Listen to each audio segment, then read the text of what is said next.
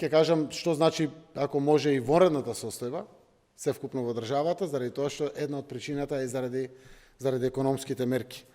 Ако дозволите, јас само ќе споделам уште еднаш информации.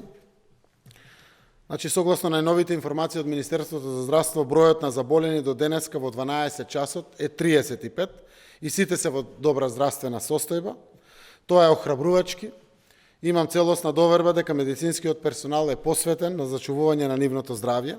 Јасно е дека бројот на заболени ќе расте. Тоа се случува во сите земји во светот, како што епидемијата се шири. Во овој момент е најважно сите целосно да се придржуваме до препораките и задолженијата кои што стигат од институциите. Сите останати државни институции мора да се слушат и покрај Министерството за здравство, за да можеме да придонесеме сите кон што поефикасна борба против коронавирусот.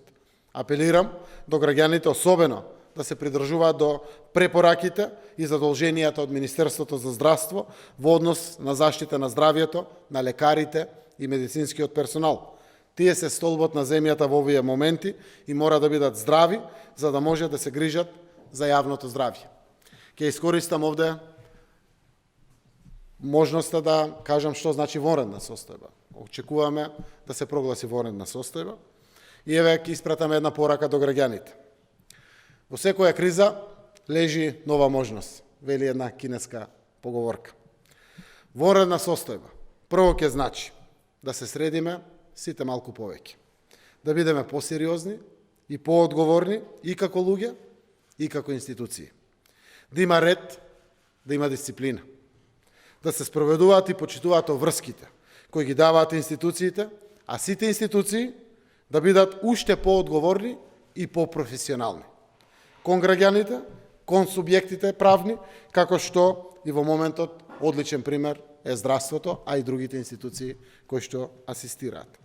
Вонредната состојба значи исто така дека ќе работат сите објекти и дејности како што работеле и до сега, освен ако владата со уредба со законска сила не затвори некоја дејност или објект, како што беа до сега угостителските, туристичките објекти и влијанието врз транспортот. Второ, вонредна состојба значи дека ќе може да излегуваме секако прецеденски, да завршиме неопходна работа и да се вратиме дома или на работното место, но мора сериозно. Уште повеќе да бидеме сериозни, затоа да одиме, да завршиме работа со заштитни ракавици и маска на устата и да се вратиме. При тоа да внимаваме максимално.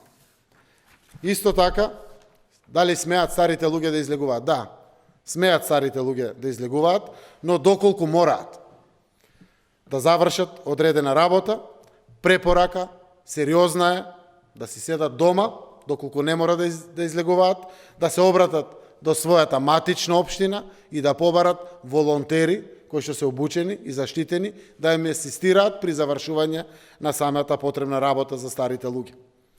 Движењето ќе се забрани ако има полициски час. Вонредната состојба не значи полициски час. А ќе има полициски час ако не ги почитуваме претходните мерки. Затоа граѓаните треба да бидат уште посериозни и уште поодговорни. Заштитувајќи се себе си, ги штитиме сите околу нас.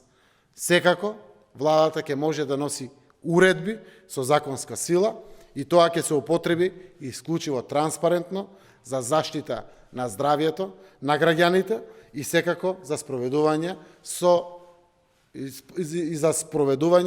на економски мерки за справување со економските последици од кризата. Владата работи транспарентно, секако уредбата со законска сила ќе значи сериозна алатка, механизам и можност да уште по-ефикасно се справиме со коронавирусот.